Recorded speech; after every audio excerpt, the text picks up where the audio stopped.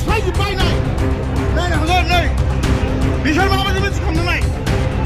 जोंनि बे सेरफांगुरि बाथौ मन्दिरखौ माबायदि सिफायलायदों बिथांमोना दिनै थानसालिनि गेजेराव जाबायदि जोंखौ हानि खालामबाय क्षति खालामबाय बिनि निश्चय क्षतिपूरणखौ बिथांमोना होथारनांगोन थाबैनो जानांगौ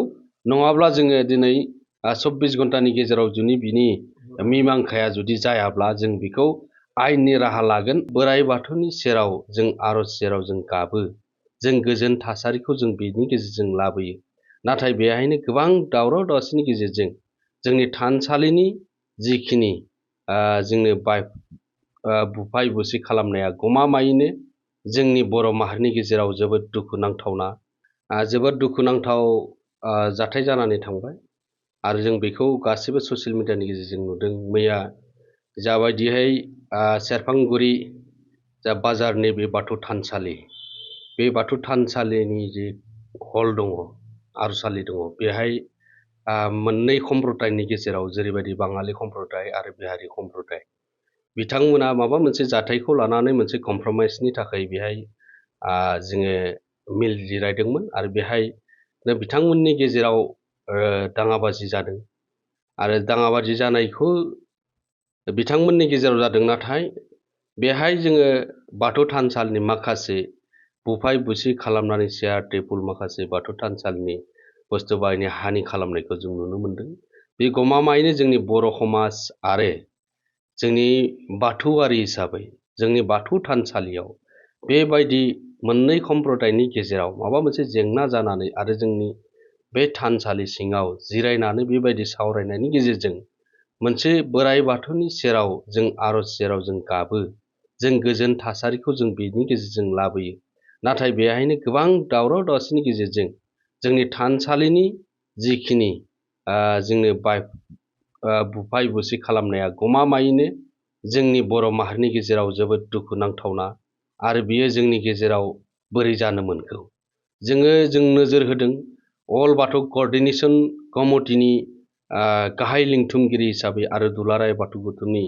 गाहाय नेहाथारि हिसाबै बे जाथायखौ जों कन्डेम खालामो मानो होनब्ला बिथांमोना दिनै थानसालिनि गेजेराव जाबायदि जोंखौ हानि खालामबाय क्षति खालामबाय बिनि निश्चय क्षतिपूरणखौ बिथांमोना होथारनांगोन आरो जुदि क्षतिपूरणखौ जुदि होआब्ला बेखौ जोङो क'र्डिनेशन कमिटिनिफ्रायबो बिनि बेबस्था राहा लानाय जागोन आयेननि राहा लानाय जागोन मानो होनोब्ला थानसालियाव जोङो बेहाय मोजां थासारि मोजां परिबेसखौ जोङो सावरायो आरो बेहाय जोंनि हारिनि गेजेराव जेबो दाङाबाजि जायाखै नाथाय गुबुन मोननै फेदनि गेजेराव दाङाबाजि जानाया जोंनि बाथौ थानसालियाव बे जाथाया जानायावसो जोङो दुलाराय बाथौ गौथुम हिसाबै आरो अल बाथौ क'र्डिनेशन हिसाबै जोबोद दुखु मोननाय फोरमायदों आरो बेखौ जों अल क'र्डिनेशन कमिटिनिफ्राय जोङो बेखौ खावलायगोनसो बिथांमोना थाबैनो जोंनि बे लकेल कमिटिजों सावरायनानै बिनि क्षतिपूरणखौ होनांगौ आरो बियो थाबैनो जानांगौ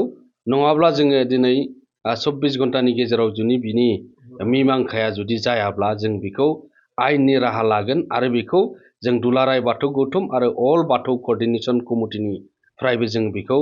मैखोमै राहा लागोन आरो जोंनि बाथौआरिफोरनि गेजेराव जों खौसे जानानै जों खामानि मावनांगोन बेनिखायनो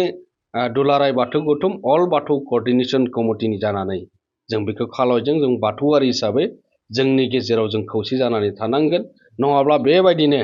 गुबुन हारि माहारिफोरनिफ्रायबो बेबायदि जुदि जाथायफोरखौ लानानै जोंनि थानसालिफोराव सावरायलायोब्ला बे जाथाया दिनै नङा आरो गाबोनबो बांनो हागौ जोंनि लकेल कमिटिफोरा जाहाथे बेफोरबायदि जायगायाव हयथ' चान्सखौ होनांला आरो बे जोंनि थाखाय